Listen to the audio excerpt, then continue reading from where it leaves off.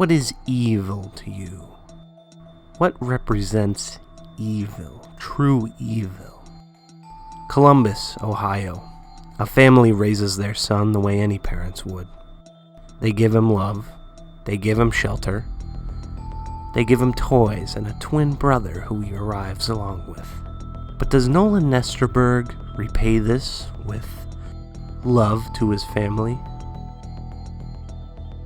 No. Because evil can appear anywhere. Anywhere.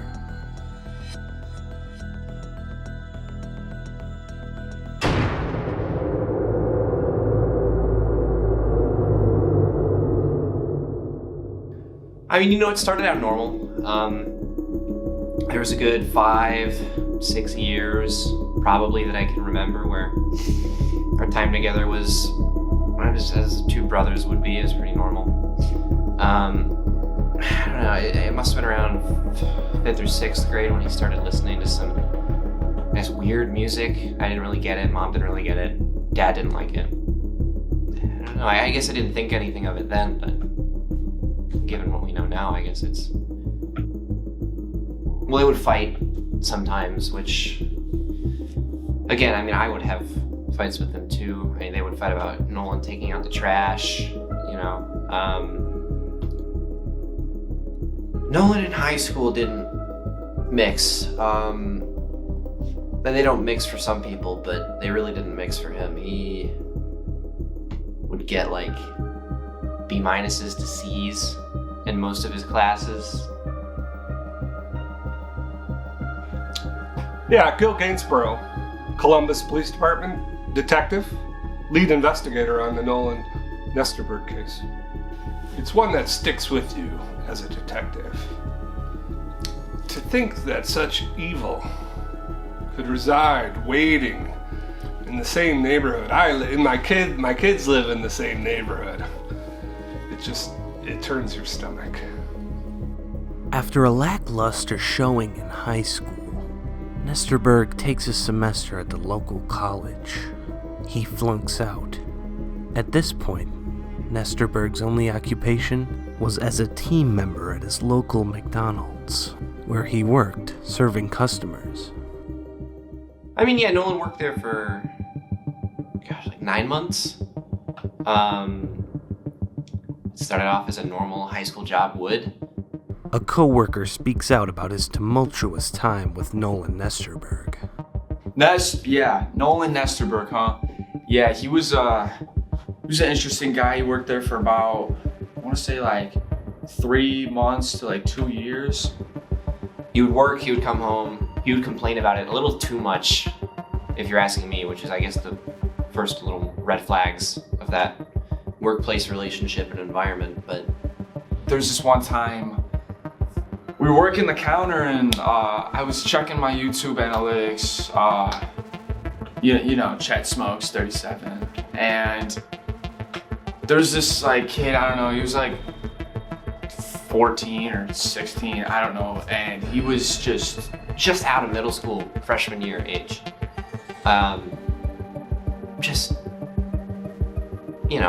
Being a bit of a jerk, treating my brother, who I'm pretty sure was behind the counter taking their order, like crap. Nolan got really mad for some reason. He filled up a whole chocolate shake and threw it at him. Right in his face, and then he leaned over the counter and went in for a hit. Listen, that sounds bad, but Nolan really wasn't the guy to throw chocolate shakes. That was a one-time kind of thing.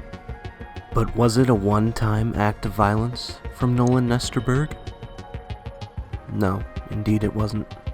Nolan had a fascination with violent weapons from an early age. When he turned 13, my dad let him, he has this old antique revolver. I think my grandpa used it at some point. So my dad let him try it as a 13th birthday gift, just in the backyard, shooting some targets or whatever. But I think, I don't know, I guess Nolan took the word target a little too. Well, clearly he thought that goose was a target. Nolan kept up this streak of animal cruelty with another particular vehicular incident. Yeah, he was pulling out of the driveway and he hit his skunk. Most likely on purpose. Many killers' first kill is a small, helpless animal. After his job at McDonald's, Nesterberg took up a job as an Uber driver, carting passengers around the Columbus area. It was here where he would meet all kinds of strange people, occasionally taking the same passenger on different days. He was on his routine shift. His last drop-off was Winnie. Winnie Milton, one of Nolan's many Uber passengers, was unfortunately in his sights that night. She declined to appear in this documentary. I think he'd driven her like 3 or so times before then. So nothing. So there's a pattern. Yes.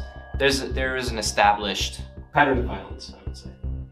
But he dropped her off, and then he drove back to his place after his his shift was done, and he called me on the phone. I picked up. I asked him why he was calling me, because he hadn't in a while, and he told me he was going to do it. I didn't know what he meant.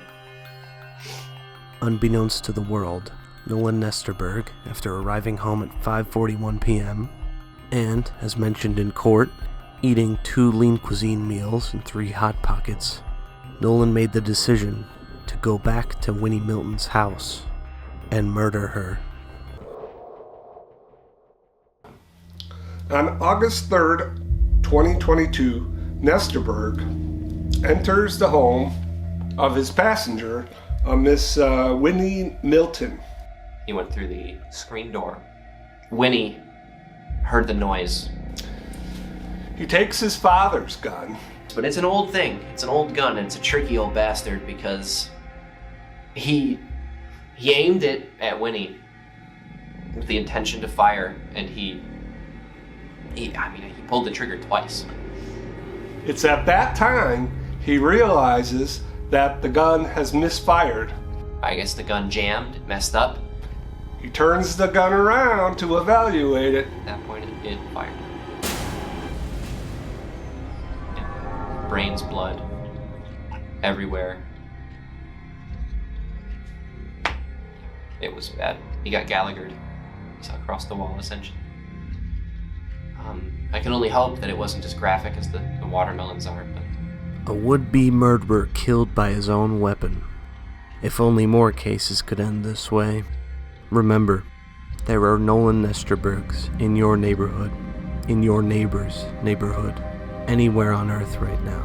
Someone is waiting to strike and prey upon the weak.